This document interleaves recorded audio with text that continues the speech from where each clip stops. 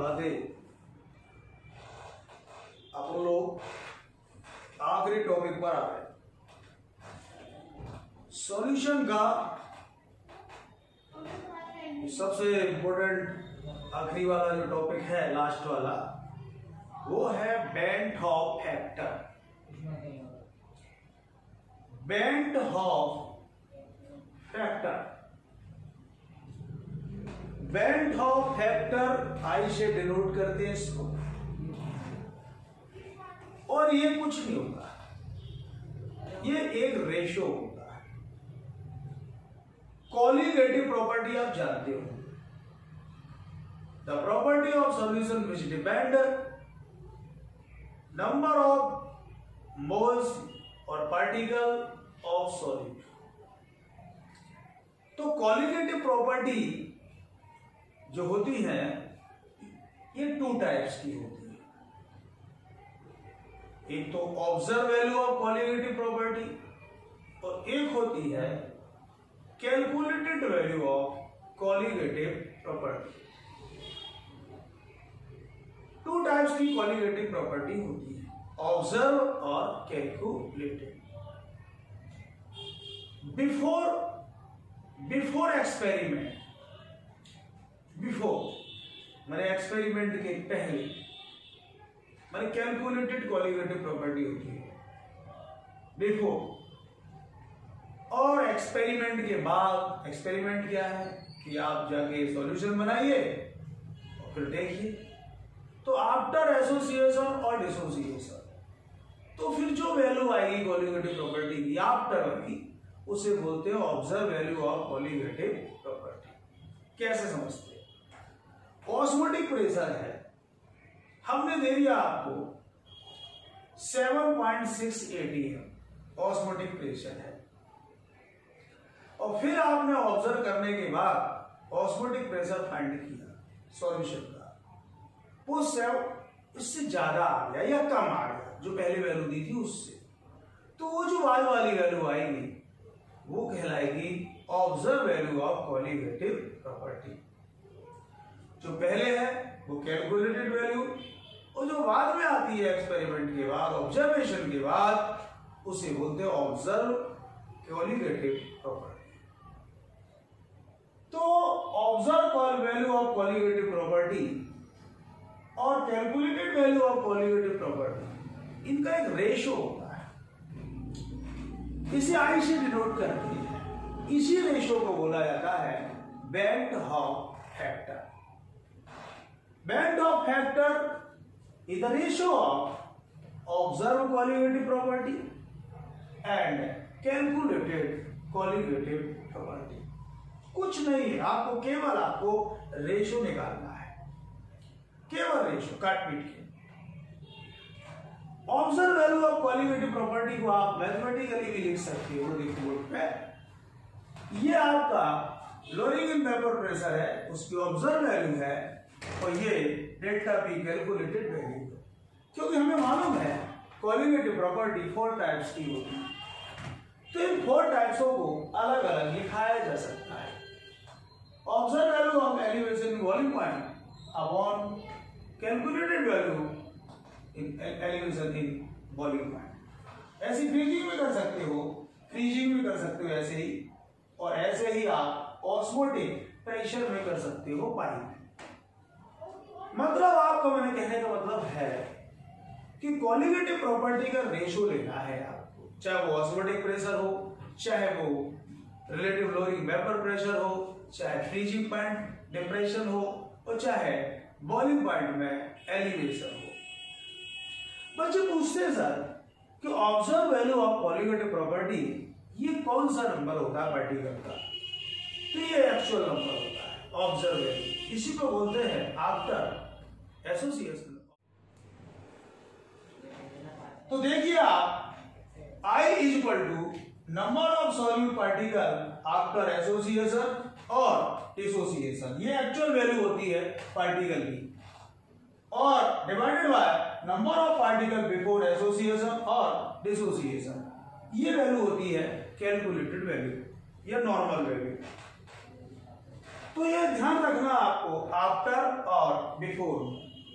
After value हमेशा observe value होती है कॉलीगेटिव प्रॉपर्टी की, और उसे नंबर ऑफ पार्टिकल एक्चुअल बोलते हैं, और उसमें डिवाइड कर देना इसका। जैसे एक एग्जांपल लेते हैं, सपोज करो मेरे पास पार्टिकल का नंबर 10 है, तो ये वैल्यू बिफोर वाली है, बिफोर एक्सपेरिमेंट 10 है, और मैंने सॉल्यूशन बनाया और डिसोसिएशन के बाद वो 20 पार्टिकल में बन गया, वो माने 2 हो गए इससे, तो 20 ऊपर रखेंगे, तो 20/10 बेंट ऑफ फैक्टर 2 आएगा। ध्यान रखना कि आफ्टर एक्सपेरिमेंट ऊपर रखना है वैल्यू, और बिफोर एक्सपेरिमेंट का डिवाइड कर देना है।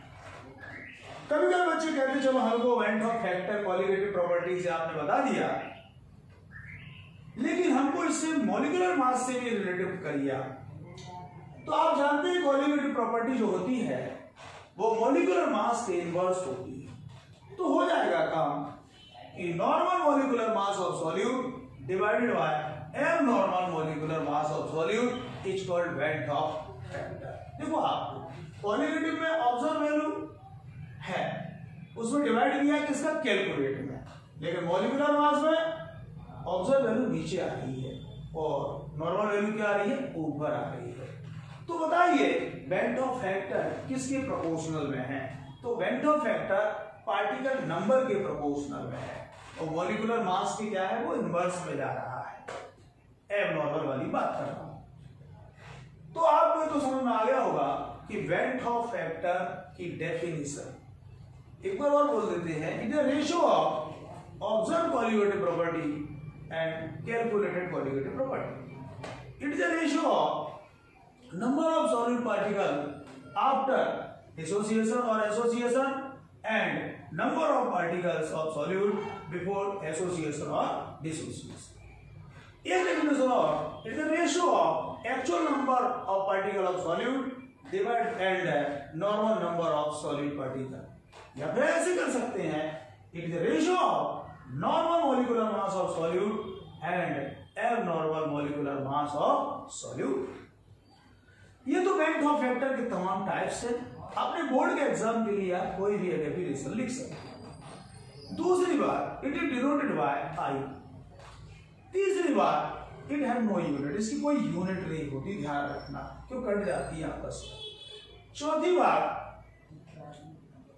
इसकी वैल्यू देख के हम बता दे सकते हैं, इसका इंपॉर्टेंस बता रहा हूं कि बेंट ऑफ फैक्टर की अगर हमको वैल्यू कोई दे दे तो हम बता सकते हैं कि एसोसिएशन हो रहा है कि डिसोसिएशन हो रहा है। तो application of the bent Hoff factor इसके 2 है। Number 1, it help the calculate the degree of association, और एसोसिएशन की डिग्री को इससे आप कैलकुलेट कर सकते हैं। कैसे, देखिए, degree of association, it help the calculate the degree of association।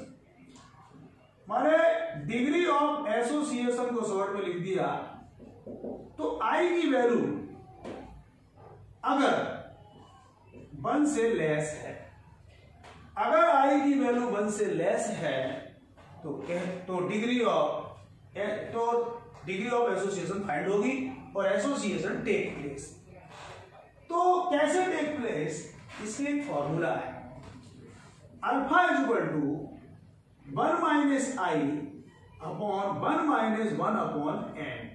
इस फॉर्मूले में आप वैल्यू रखिए, अल्फा निकल के आ जाएगा।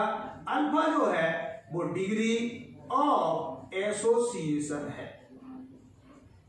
डिग्री ऑफ एसोसिएशन का मतलब होता है ये कितने परसेंट एसोसिएट हो रहा है या कितना एसोसिएट हो रहा है। परसेंट करेंगे तो 100 का मल्टीप्लाई कर देंगे। एन क्या है यहाँ, n number of particles which take part in association, मतलब जो एसोसिएशन में भाग ले रहे हैं उन पार्टिकल का नंबर है, मिनिमम 2 होता है। अगर नहीं दिया है तो 2 रखो, और नहीं तो डाइमर है तो 2, ट्राइमर है न्यूमेरिकल में तो 3 रखना है। ये एन का नंबर है। वो आई बेंट ऑफ फैक्टर है, वो अल्फा आपका डिग्री ऑफ एसोसिएशन है। तो बेंट ऑफ फैक्टर अगर निकालना सीख गए तो फिर यहां वैल्यू रखेंगे और यहां एन का नंबर लिखेंगे, फटाफट आपका अल्फा आएगा। तो अगर हमको उसने एन का नंबर दे दिया और अल्फा दे दिया तो आई भी आएगा।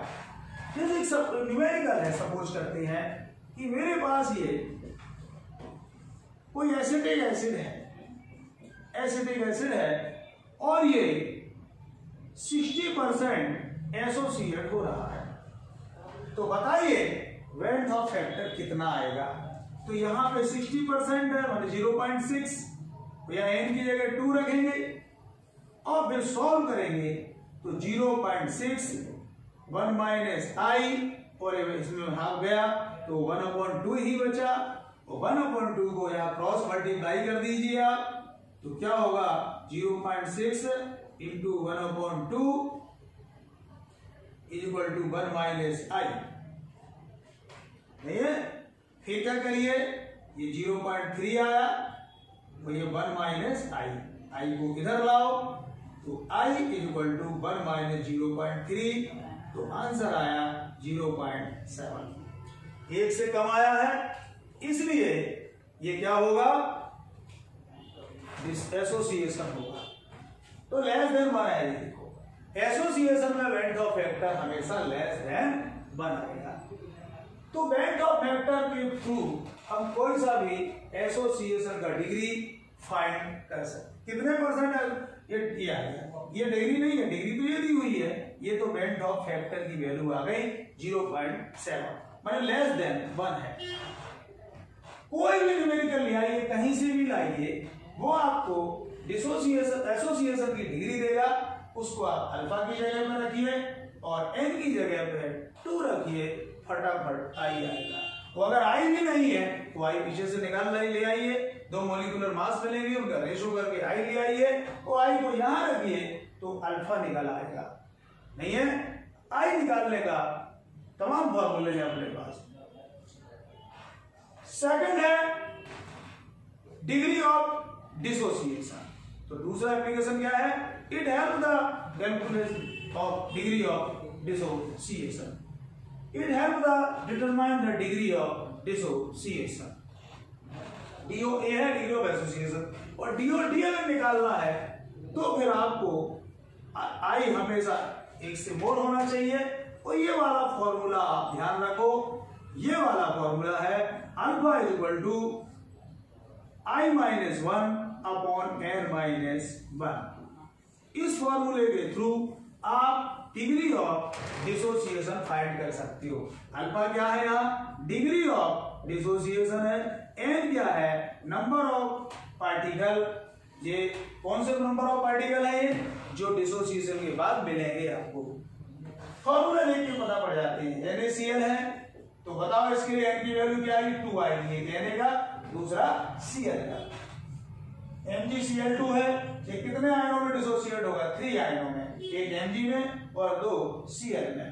तो n की वैल्यू फॉर्मूला देख के हम बता सकते हैं, कोई भी फॉर्मूला दो n की वैल्यू फटाफट निकल आएगी। KMnO4 ये K है 1 और ये पूरा MnO4 हो जाएगा, टोटल 2 पार्टिकल में ये डिसोसिएट होगा। H2SO4 ये 2 हो जाएंगे कैटायंस, और एक पूरा SO4 हो जाएगा, टोटल 3 पार्टिकल में डिसोसिएट होगा ये। K4FeCl6